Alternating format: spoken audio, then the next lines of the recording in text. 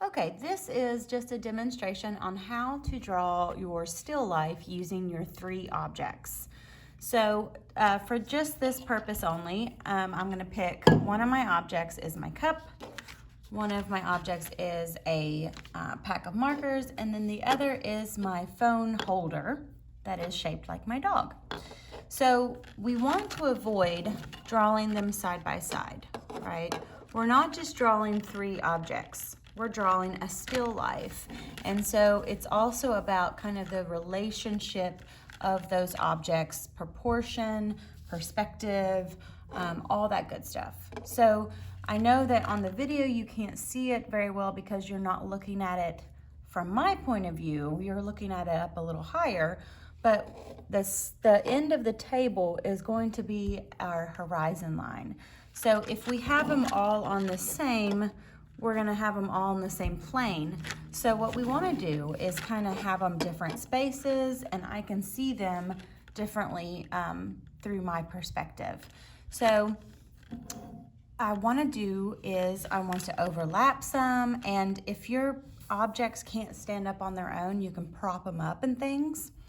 So I'm gonna go ahead and just kind of have my cup kind of in the background, my markers in front of that, and then my dog in front of my markers. And then, like I said before, we are all on the same plane, or excuse me, on different planes, not on the same plane. So let me move my camera and I will show you just some tricks to go ahead and start drawing that from real life. So we have, the main thing we need to do is to draw our horizon line. And the way I see them, and I know that you can't see it on this video, but you are always looking at your objects back and forth, back and forth. So you're not just drawing, you're gonna keep looking back at your still life. But right now, if I look the way I'm looking, my horizon line is a little bit, not quite the middle. It's kind of a little bit below the middle here, okay? And remember, this is your rough draft, so you're gonna be erasing, you can move it around if need be.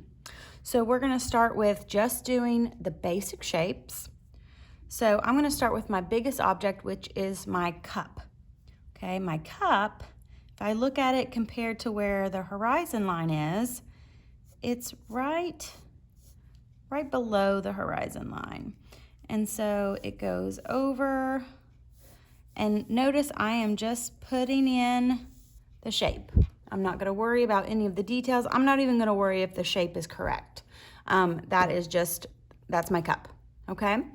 Next, I'm gonna look at my next big piece, which is my pack of markers, which go over my cup a little bit, and it goes below my cup right here.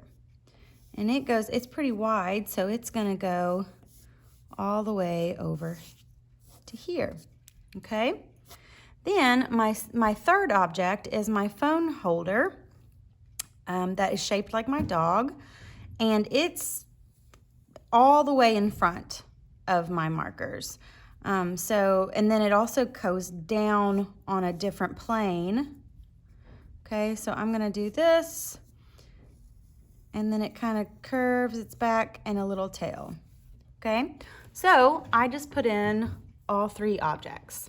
Okay, so now what I need to do is decide, okay, my box is in front of my cup, so I can erase these lines. I can erase my horizon line through my objects because my objects are in front of my horizon line, or in our case, the edge of the table.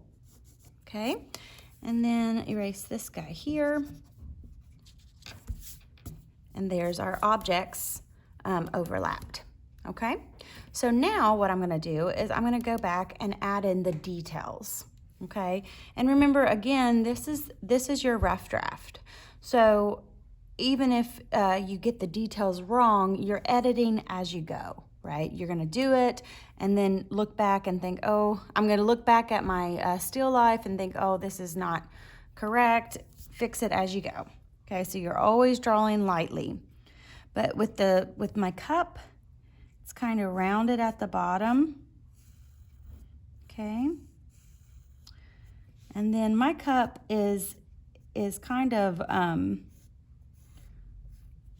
it has it's small, and then it has wider at the top.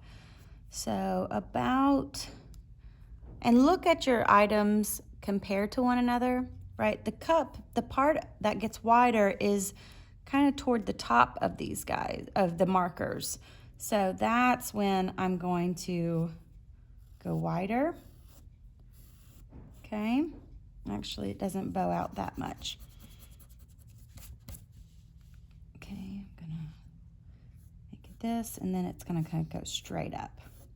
Okay, and then remember that it technically does the same thing over here, so that's why I want to make sure that it's correct, and then I can even erase it again. Okay, and that being said, I need to kind of go back and fix this angle. Okay, I have a line at the bottom of my cup, kind of goes parallel with the bottom. And then the top, remember our eyes and our brain are kind of being tricked because my brain is telling me the top of my cup is a circle. But technically, I don't see it as a circle. I see it more as an oval because of perspective.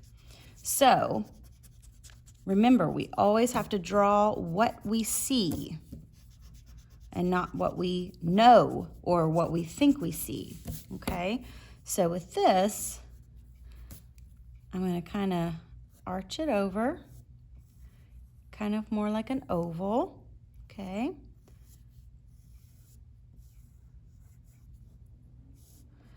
And then I also have a little line here,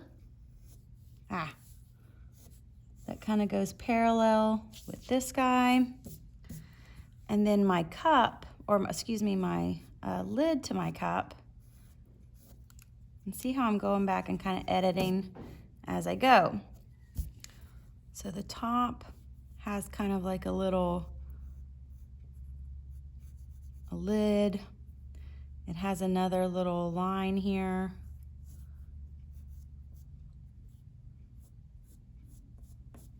Okay, actually I need to, so I'm erasing a lot of my lines because those are just kind of guidelines.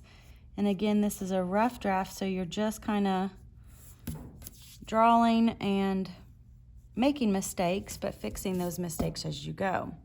So then I have like this little, it covers up the hole here, and I won't do all the details so we can move on. But then I have my straw, and it can go off the page, right? Okay, and I can erase my straw, or the part of my lid, because my straw is in front. Okay, and so there's my cup, and then we'll move on to the markers, right? So this is just how to set up your still life, and then go back and fix in those details. Go back again and say, oh, this isn't correct, let me fix this. This looks a little, this looks a little scratchy, I need to make it more refined. So I'm not gonna go ahead and do these guys, but basically whatever your object is, you need to keep looking at it as you draw it. It's gonna take a lot of editing because drawing from real life is a lot more difficult than drawing from a picture of something, okay? So that is how to do your still life. Don't color it just yet. We will be working on shading and different values of the colors and things like that. So after you finish this, we're ready to move on to our final, where you're just going to redraw it, but much nicer and smoother, and then we will be ready to color.